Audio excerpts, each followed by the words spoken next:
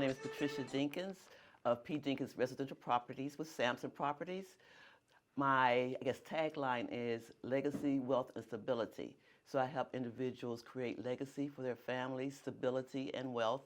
And I do this by being a negotiator, a life coach sometimes, because sometimes people have life be lifing, as they say. That's right. So sometimes.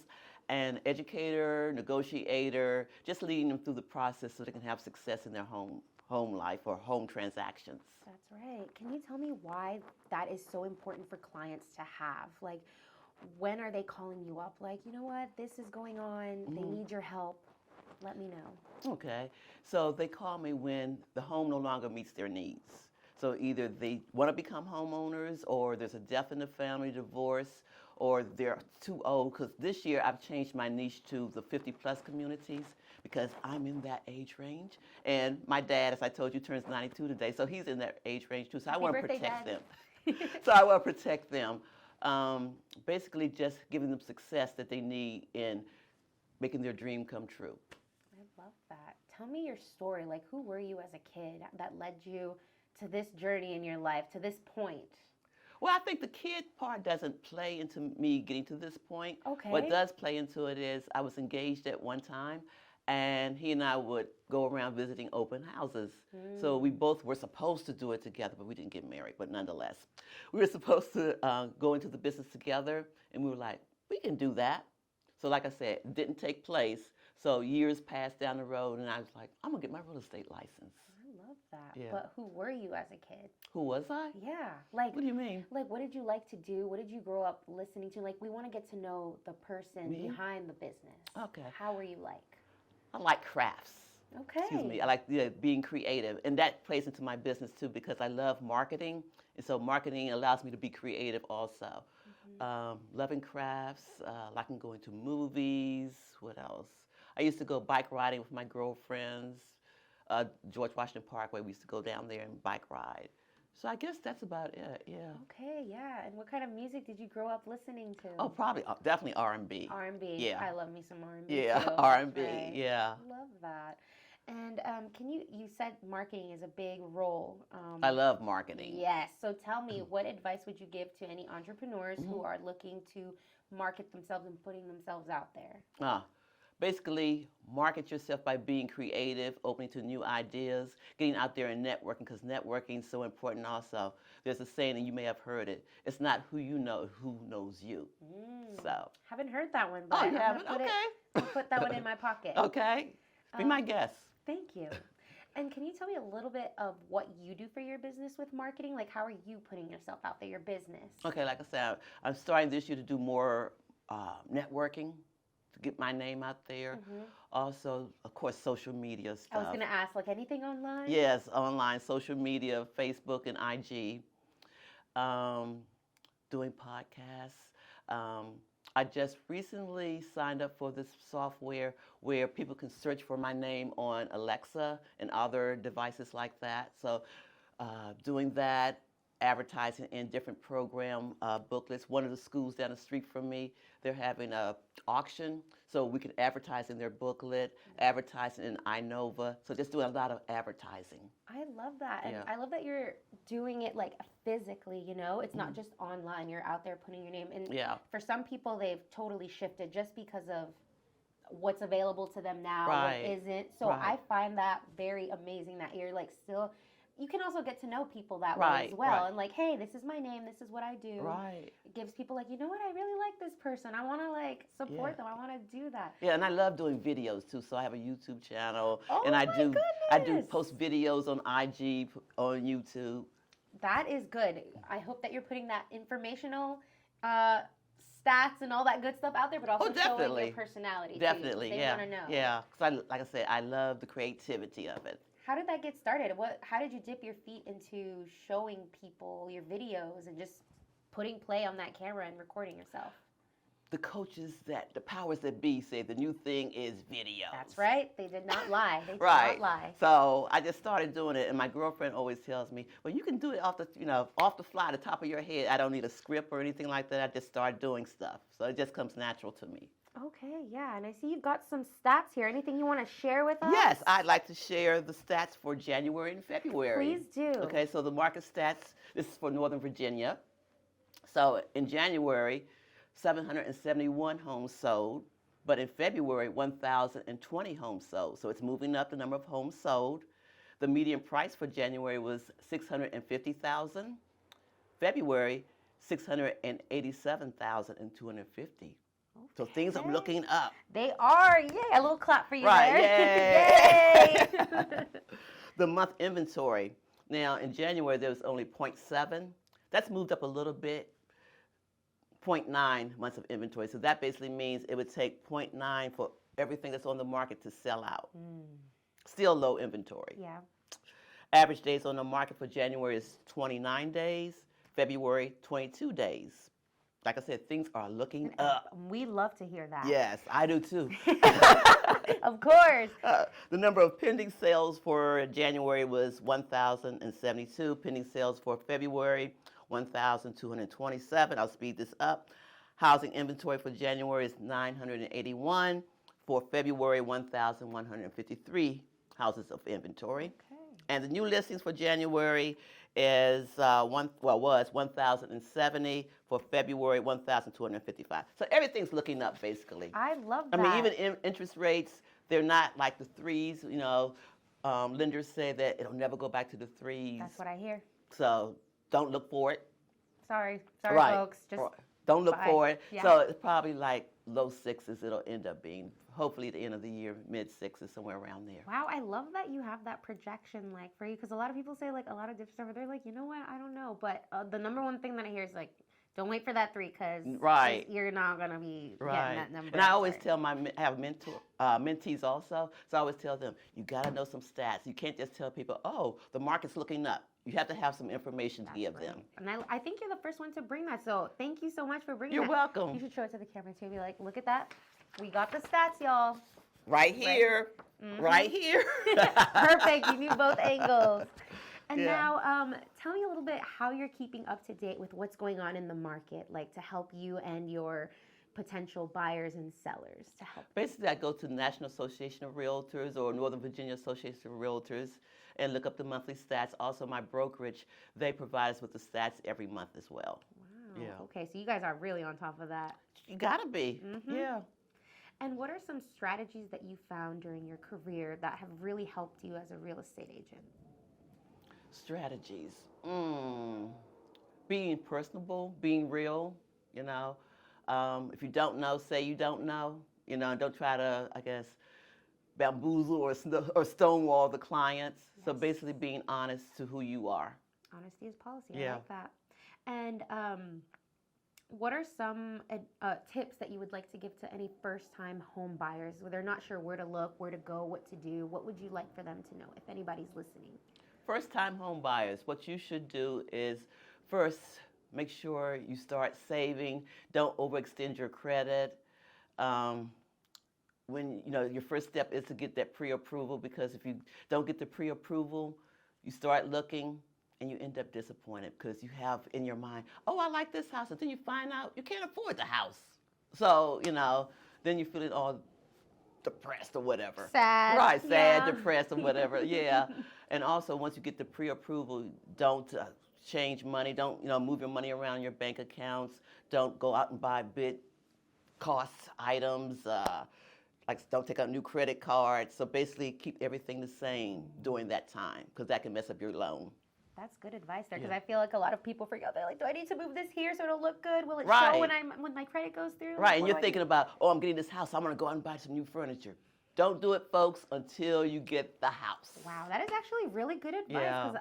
I mean, I'm not on the market for a house right now looking. I just don't feel like I'm there. I'm being realistic with myself here.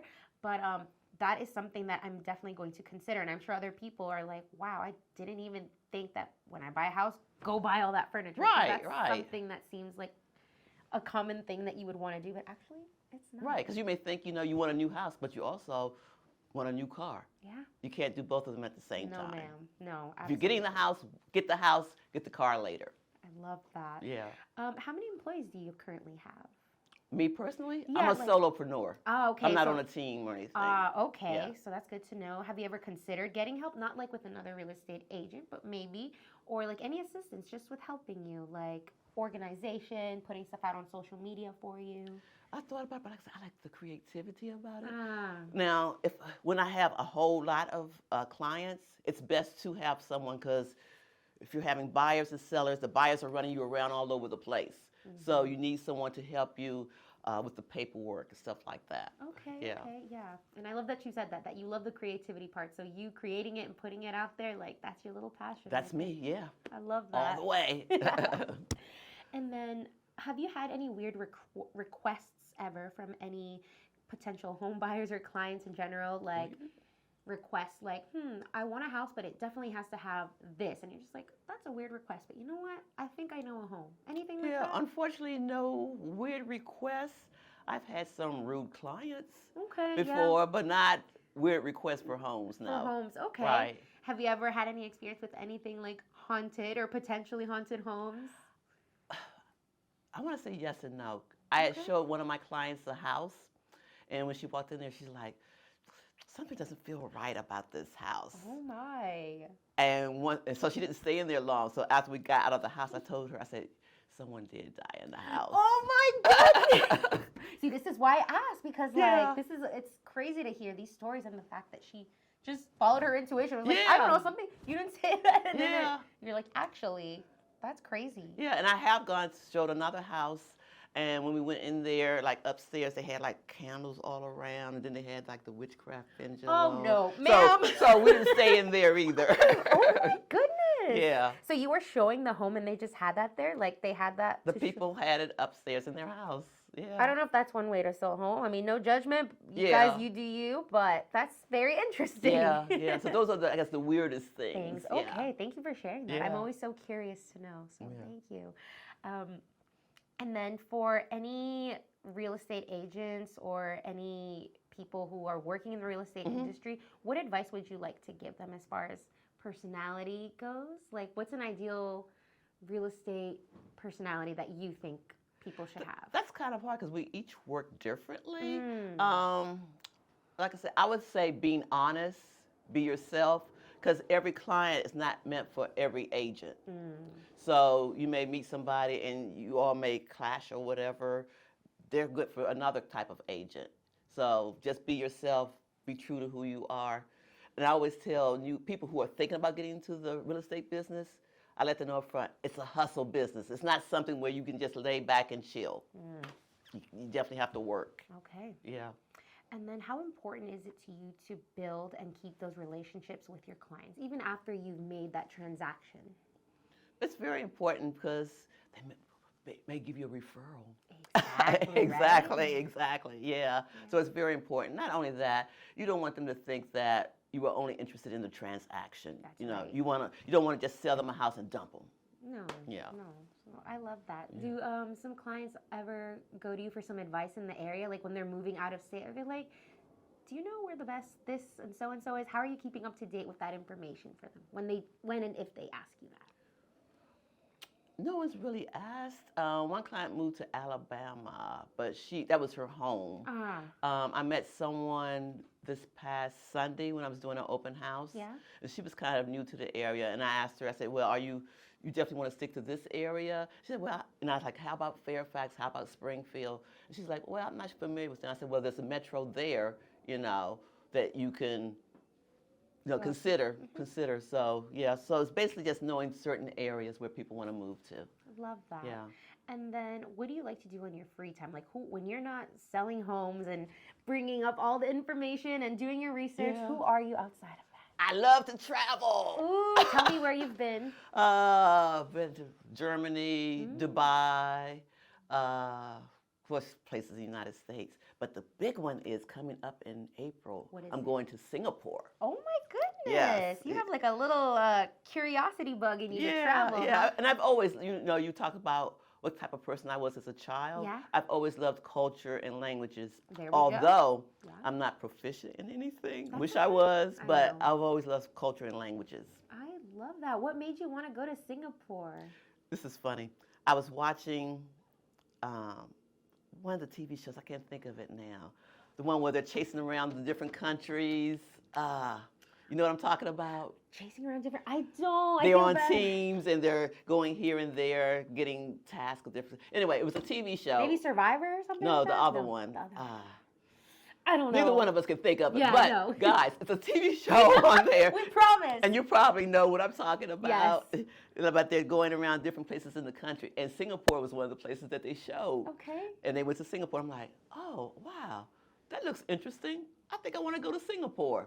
So that's how Singapore, because of a TV show. Love that. Yeah. I'm curious, what was it that interested you? What did they do? Or was it a food they show, a location, a landmark? Just the landscape, environment. I'm into architecture as well, so I like the architecture of the buildings. Okay. So I was like, that looks interesting. I love that. Are you going to go alone or how are you going to go? I was going to go alone, but one of my girlfriends, Pat, I don't want you to go alone. I said, but it says it's one of the safest places you can go. Okay. So, but I'm glad someone's going with you. That's what my other girlfriend said. So she's glad that one of my I'm other that girlfriends girlfriend. that's going with me. Yes. Yeah.